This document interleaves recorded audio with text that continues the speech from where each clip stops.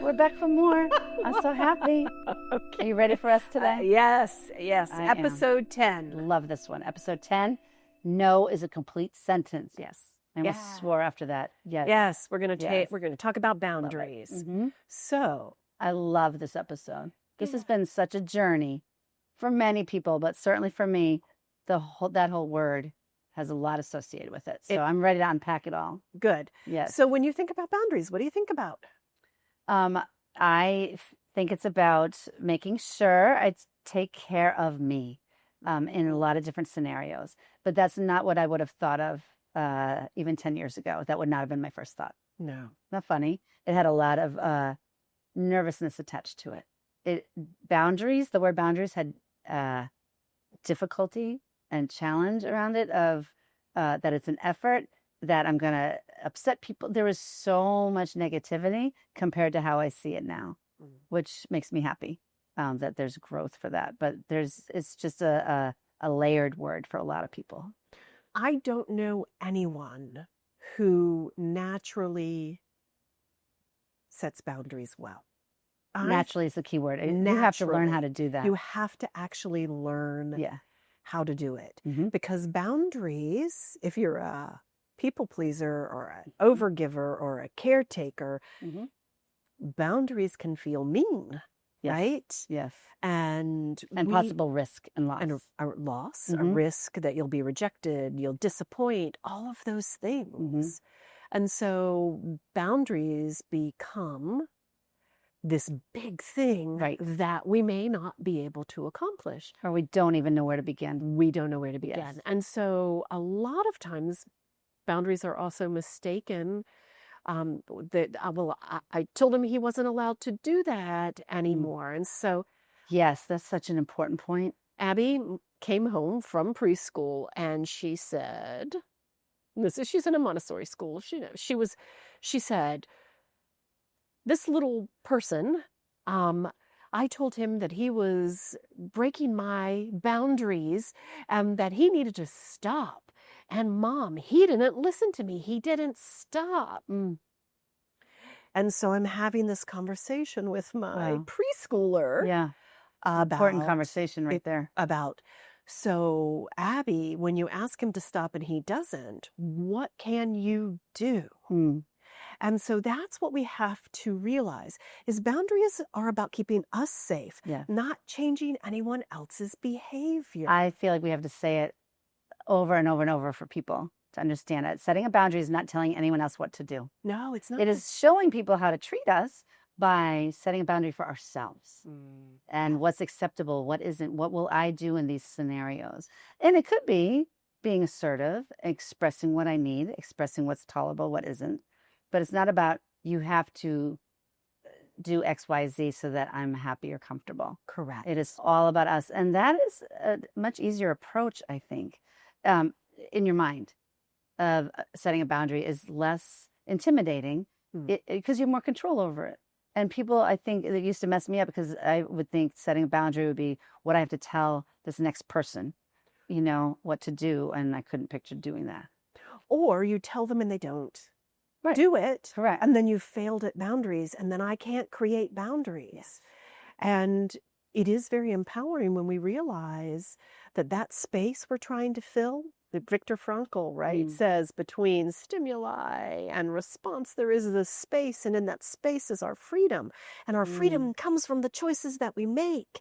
And that is what a boundary is. And so when we're able to say, I know everybody in my family yells, and it feels really bad for me. And so when they yell, I'm going to walk out of the room. I'm going to walk away from the conversation. I'm going to take myself out of the situation. Right. And you have so much more control rather than asking them not to yell. Right. Because what's the chance you can affect change in them? Correct. You can't. They may or may not. That's based on them. And it's okay to say to them, I don't like the yelling. Yes. But what follows is your boundary. And when people yell, I'm going to remove myself. Yes. And even letting people know that's part of it too. You don't have to. You don't have to announce it, but just say, I'm really working on my piece or whatever. And so I'm not comfortable with the yelling, and I know that might be your style, but I just want you to know ahead of time, I may remove myself from the room just so that I can be comfortable. I'm not telling you what to do, just letting you know. Yeah. And it's such a different story, but that takes practice. A lot of us cannot land on being able to do that right away. No. Mm-mm. No, we cannot. Mm-mm. And the word no, which is where we started, Yeah. no is a full sentence. Mhm. I cannot tell you how many people don't have a no. Yes. I have said yes to more things than I care to admit Mhm. that I didn't want to do. And then I'd Yeah. show up and I'd do them and I'd be in that place of resentment outwards. Internally, I'd be angry with myself and it would feel being like I was being taken advantage of. Yeah. And it was all because I couldn't say no. I wasn't protecting myself. And so it's really important to recognize where we get that from. Mhm. Because as children, we are not allowed to say no. Right. We get the Ugh. message that when we put ourselves first, or when we talk about our own needs, Mhm. or when we say, no, that's not comfortable, no, go ahead and hug, you know. Oh, I was just going to bring up that example. Yeah. You know, I've taught a lot of child abuse prevention through the years, and it's such a novel idea to even Gen Xers or generations before us of not forcing your child to give affection to Aunt Susie or whoever, Uncle Billy that comes over. Yes. Go ahead, give him a kiss, give him a hug, because you're going to hurt his feelings. Yeah. It's all about taking care of the other person instead of empowering the child to tap into what they're comfortable with. 100%. And I know a lot of people that would be so worried about offending those relatives, and they'd worry about that over empowering their child. Right. Yes. But when we don't teach people to say no and to set their boundaries, we don't teach them to keep themselves safe. Yes. So again, Mm-hmm. this goes back to the nervous system. Always. Right? As usual. Yep. It always goes back to, Mm-hmm. are you safe? Right? And so when I set boundaries, it's always about me making myself safe, Mm-hmm. making myself emotionally safe, making myself physically safe, making myself Yeah. feel calm and comfortable in the situation that I'm in. Mm-hmm. Right? And so when we realize that we are driving that boat, we're in control of that. Those choices are ours. We have the autonomy to choose not to experience or participate by what we choose to do when someone else breaks those boundaries or does the thing we don't want to have happen, right? Mm-hmm. So maybe we need to give some examples of... My brain is racing. Can you I can tell. Yes, there's just, I don't even know where to begin right now. This is such a big one. Well, I'll let you take the lead. Well, what we might say is, it's not okay for you to talk to me that way. Well, that's kind of a desired outcome. That's a behavior change. Mm-hmm. That's a rule or a preference. Mm-hmm. The boundary is, when you raise your voice to me, Yes. I'm going to leave the conversation. Right. Right. Or maybe, I need you to text me regularly. Mm-hmm. Right? Mm-hmm. I need you to text me and let me know you got there. Yes. That is a preference. That's a desire. Yeah. Right? But the boundary would be, if I haven't heard from you within a couple of hours, I'm going to text and check in. Yeah. Right?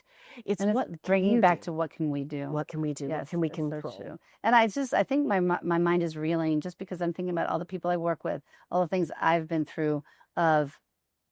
It's so ingrained in us of like, what is coming up for you? I'll give an example. I work with a lot of college-age kids who are having issues with their roommates. And then I always ask, what conversation have you had? And they don't know where to begin. Right. They don't know where to begin. And so then it's like, what is underneath that reason why you have not spoken to this person yet? Mm-hmm. And the bigger picture of why are we not enforcing that? What is the fear that bubbles up? A lot of times it's fears. Mm-hmm. Fear of not being liked, fear of seeming mean, fear of the unknown, of how they're going to respond. There's so many fears. And as you're mentioning these things, it sounds so simple to just say, oh, I'm just going to set this boundary of what I'm going to do. But a lot of us are not there yet. It's just such a habit. We have practiced one way our whole lives. And I think that's when my brain just got a little scrambled as I'm listening to you talk, because I just know there's a lot of obstacles in the way to be able to, like, I always feel like, where can we practice? Where can we start? Yeah. You know? So we have been conditioned to put Mhm. ourselves last. Yes. We have been conditioned that directness in communication hmm is abrasive, It's aggressive. is aggressive, Or right? stating how we feel or how, yeah. Yes, And that putting other people's comfort is more important than our comfort. right. It's deflecting. It's like, okay, as long as they're okay, that's more important than me feeling safe and comfortable. So you and I Yeah. have talked about this in another episode. Mhm. When you name it, it Mhm. loses its power. So Right. what are the things that I encourage people to do when they're starting to set boundaries? Mhm.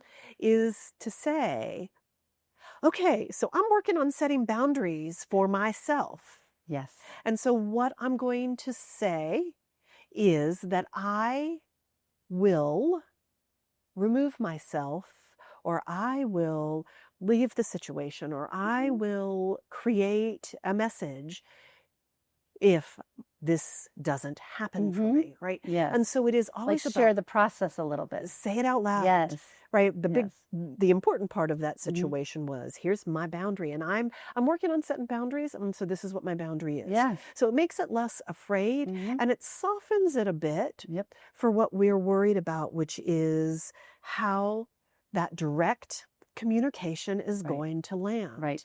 Right. What we haven't said is, and we need to, everybody's allowed to have boundaries. You are Yeah. 100% allowed to have boundaries, and you should, because Mhm. you will feel safer if you create boundaries for yourself. Mhm. And so for me, I have a no. Do you know what my no is? The way you say it, you mean? Yes. What is my no? Um, Because if we don't have a no in our back pocket, yeah. we get roped into. Yeah. Think about anybody who owns a truck. They learn, did that make sense? Anybody who owns a truck. Okay. It sounded like trunk, but I'm kind of Okay. I'm If anyone who owns a congested. truck. What is their they learn really quickly to have a boundary, which is Oh, help me move, 'cause I help have a me. truck. Everybody asks them That's to help me move this, hysterical. pick Yes. this up, move this. And so Yeah. people who have a truck learn really quickly that when people say, "What are you doing this I love weekend?" that. I had no idea where you were going with that, I, but I guessed it because you're so right. That's Yeah. right. Okay, so I'm trying to think of what your no is, of how do you say no? Yep.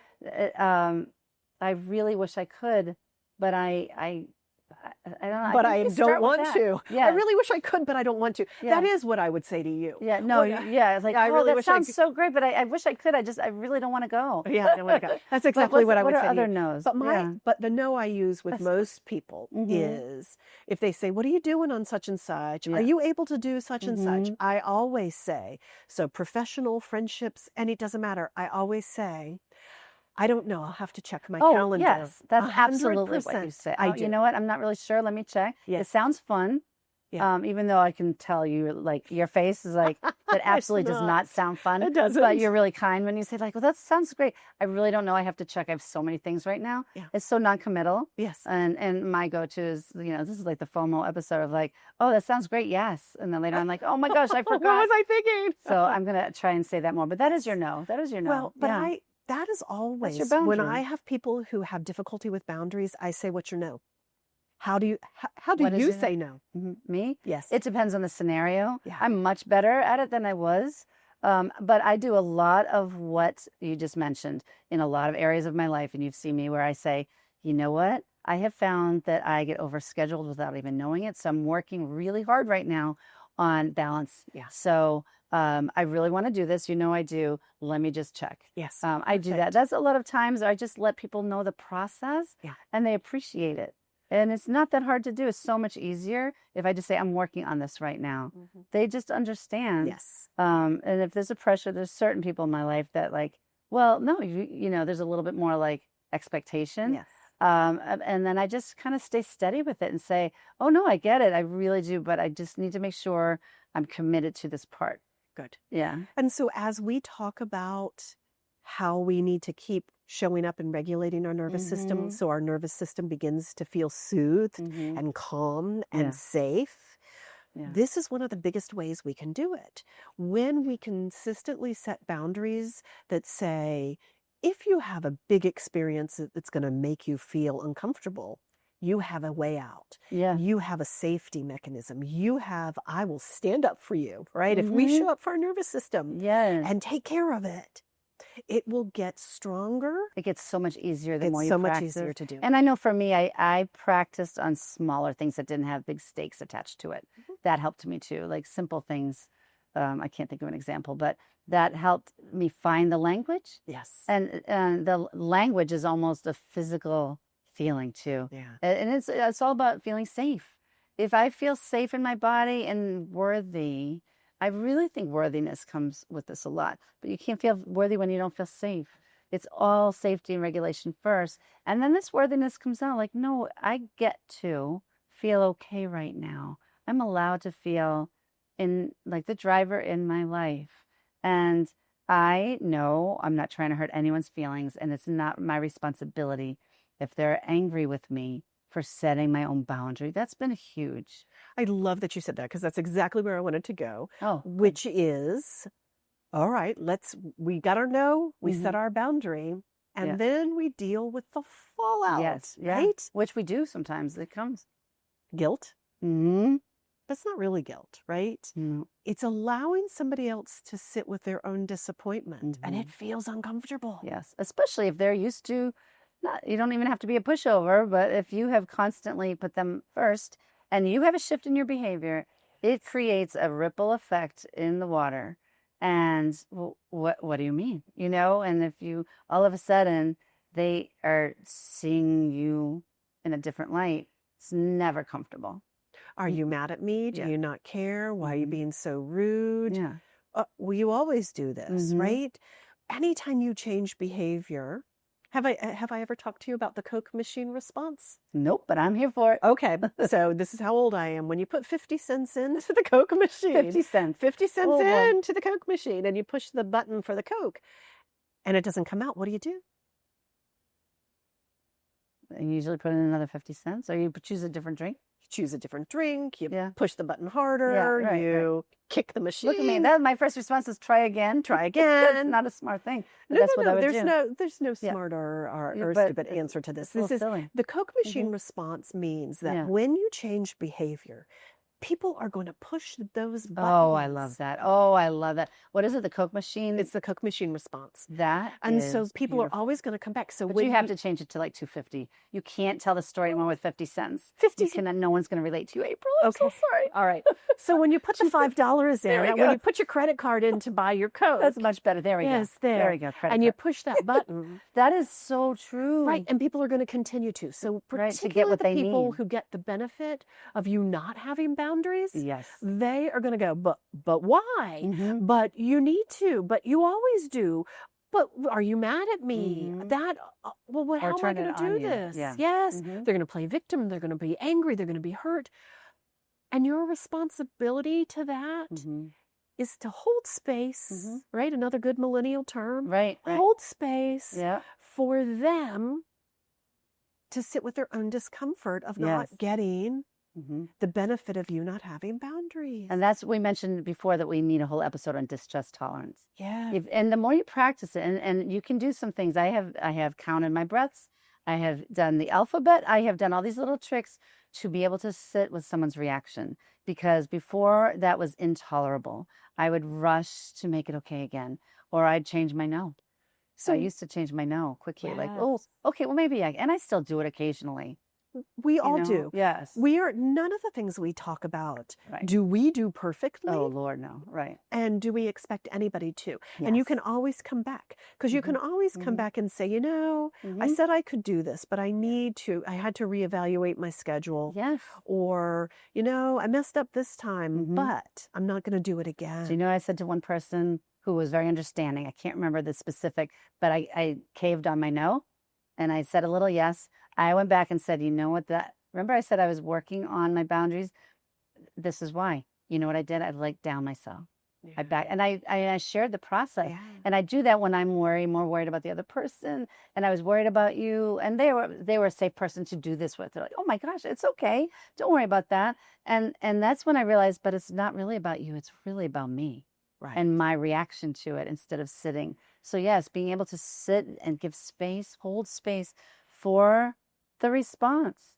Yeah. and just do whatever you need to do. But again, it takes practice. Well, and it's about not personalizing Mm-hmm. someone else's Mm-hmm. behavior. Yeah. Whatever their emotion is or response is, that's theirs. Mm-hmm. And Yeah. so that's part of what I do when I have to say no to someone who's hard to say no to. Yeah.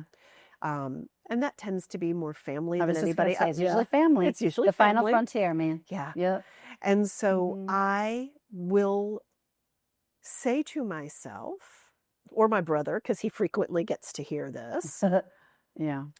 when I'm letting you know I set a boundary with mom and she's not happy. And I remember the last time I really had to do this, I said, I'm not willing to have this conversation with you. This isn't something, and then I just did the broken record technique. I'm not willing to have this conversation with you. I'm not willing to have this conversation with Yeah. you. I'm not willing to have this conversation with you. Mm. And then after I gave that to her 3 or 4 times, I said, if you continue to try and make me talk about this, I'm going to get off the phone. Yeah. Right. And Which so, is, again, redirecting. This yeah, is, if this happens, this is what I will do. this is what I will do. Yeah. And then I call my brother and say, I'm letting you know, I Yeah. just had to set a boundary with mom, and you know she's gonna call you, Mhm. right? I mean, that's, Wow. you know, that, but it is about broken record, which Mhm. is to repeat the same pre-thought out statement, because I'd already Yes. had this conversation with her Yeah. multiple times and said, we're not talking about Mhm. this. And so it is, the broken record technique is great for when you're setting a boundary. I'm not going to do this with you, right?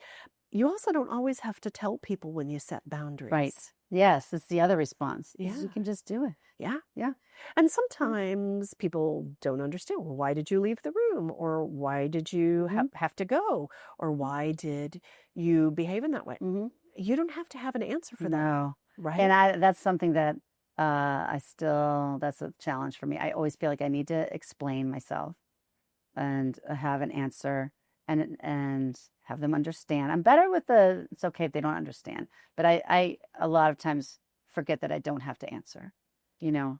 Well, we tend to want to explain to somebody, Yes. but how I put that limit is, if I explained, would they change the behavior? Right. Would they understand?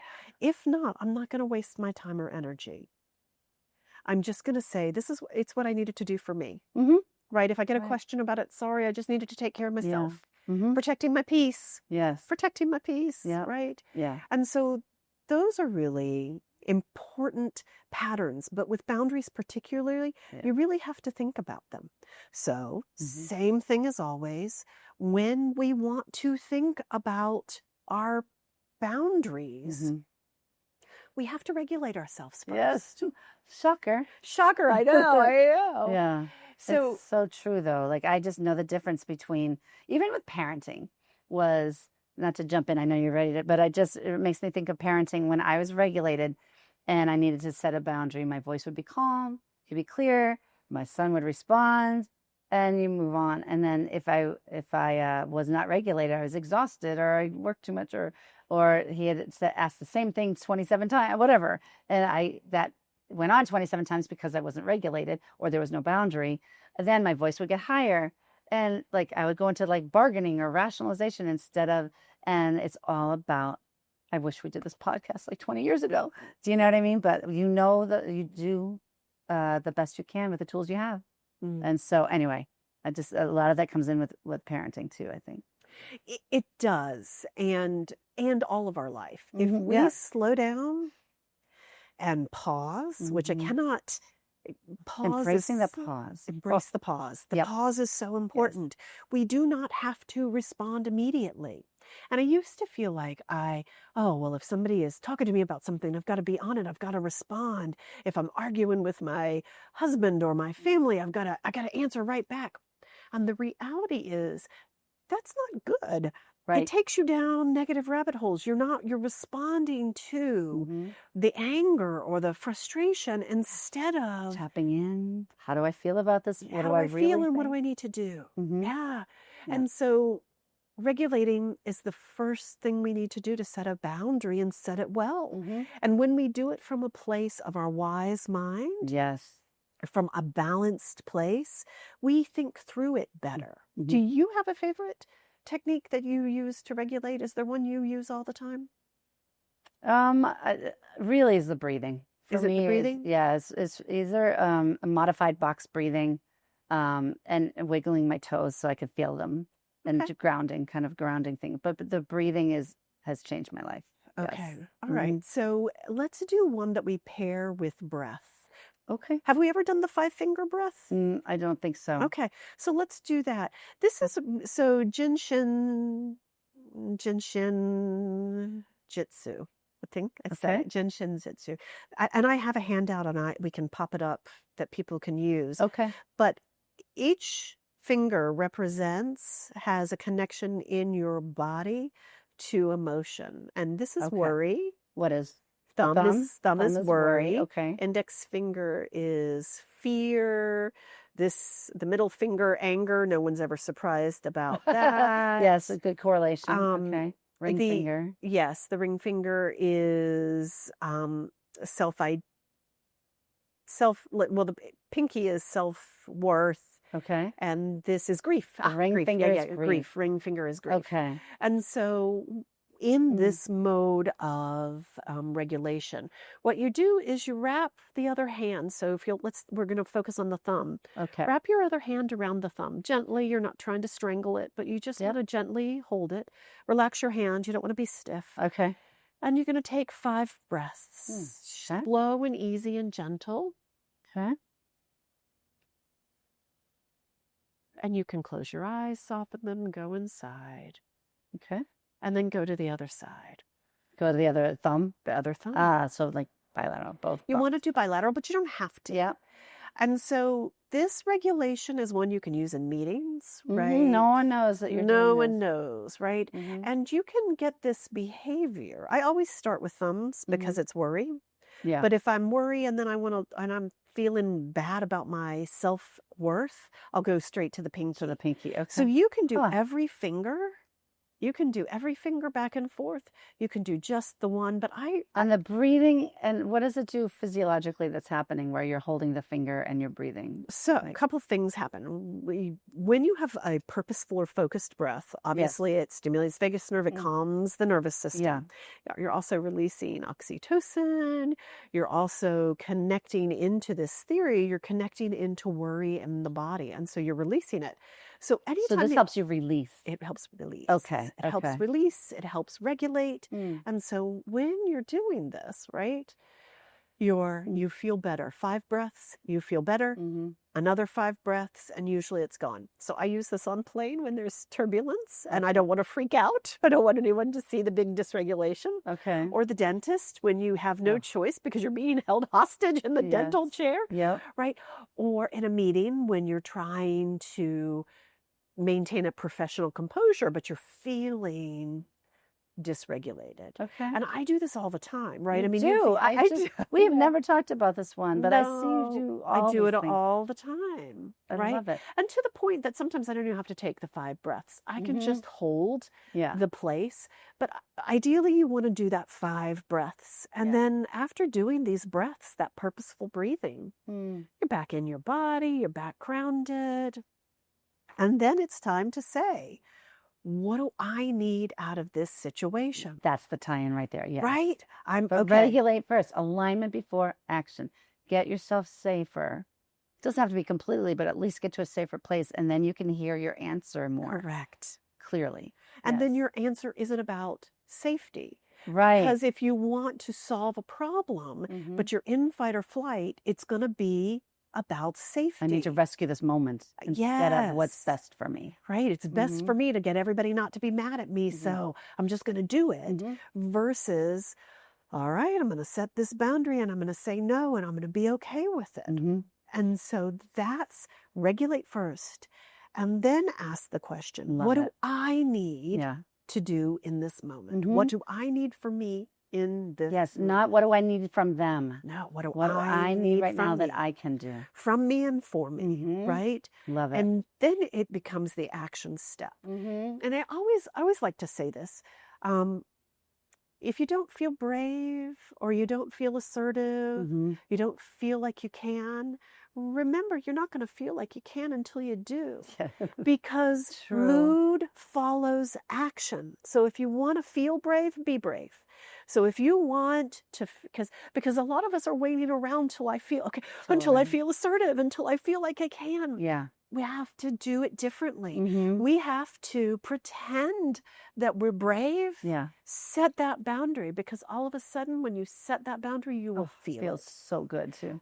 And the more you Mood do it, follows yes, action. I love that. Mood follows action. Mhm. You will feel it when you do it. Mhm. That's beautiful. Yeah. I love that. Yeah. What else do we need to say about boundaries? Because I could talk about this all day long. I don't. I don't know. I think really it's really important that we know we need to practice. Practice. Yeah, I just think that practicing, for someone who for so long I didn't even know that I get to have boundaries, and that it seemed like an impossible task. To start small with a tiny little thing, whether like, do you really want apple juice? Do you really want it? Or are you just saying it because I have it? Do you know what I mean? Like it's simple things that don't have high stakes. I can't emphasize enough how important it is to practice and seeing what it feels like and dialing in, and then it gets easier each time. Well, and then when you fail at it, be Mhm. generous with yourself. Yes, have And grace. so just because you messed it up, didn't do it completely, gave Yes. in, doesn't mean you can't come back and do it again. Yes, just like it has helped me every time to feel like that growth mindset of feeling like I'm a beginner. Yeah. You know, like especially if I've never been good with boundaries, you know, and I even changing that wording, like I haven't had experience with setting boundaries, and I'm growing, I'm learning, so I'm going to practice this and considering it Yeah. practicing. Yes, I haven't done these yet, but I'm going to practice like where I can. I feel like that is so helpful to remember. It really is helpful. Yeah. And again, it's that generous spirit to yourself, because we deserve to feel good about ourselves. Yes, we are worthy. Yeah. We're like no one else is more worthy than we are Yeah. in any scenario of being comfortable, of being safe, of having what we need, having our needs met. It's just such a big topic, especially if we've never experienced it in our lives of having our needs met. Mhm. How do you know what it feels like? How do you know what to do? And so it's all I can say from coming to the other side, not perfectly, not gracefully, and not consistently, but you've seen me, I'm so much better with certain scenarios. Yeah. It's so worth it. Thanks for joining us for episode 10. I have asked Andrea to share her joke. Yes, which is shocking. Are you ready? Yes. I don't think you're ready. I'm ready. Okay. I'm ready. Why don't baby ants get sick? You don't care. Because they have little antibodies. Okay. Oh, that's funny.